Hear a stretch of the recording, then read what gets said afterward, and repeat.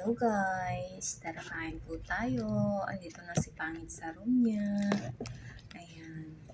Ito lang naman ang pagkain ko guys. Indomie. Tapos meron tayong cauliflower tsaka carrots na nilaga. And I have 2 pieces spring onion leaves. Ayan. Tara kain po tayo guys. Thank you for watching.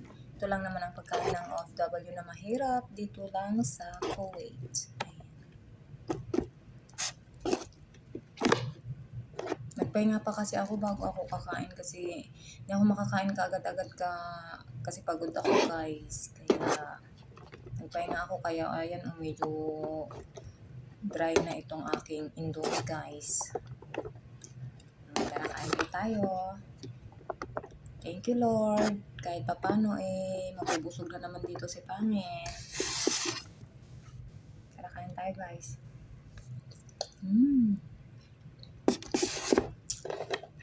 Kamusta na kayo? Good morning.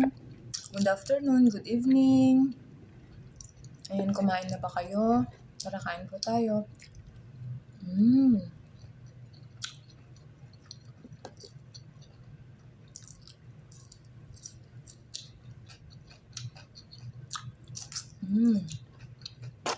Kahit ganito lang pagkain ni Pangit, sapat na.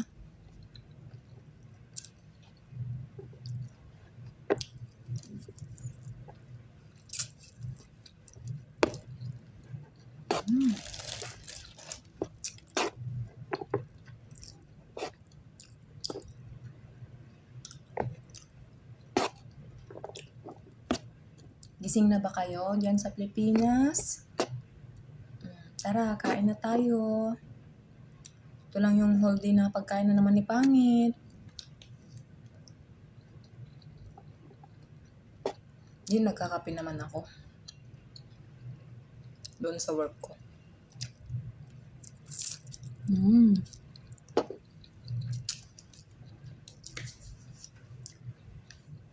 Pasensya na guys, wala talagang ilaw dito sa sa sala ko.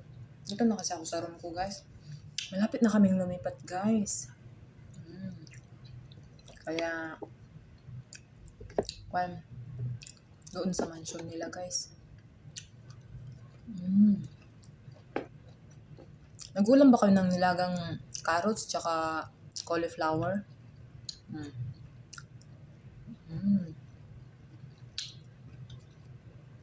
Fresh na spring onion leaves.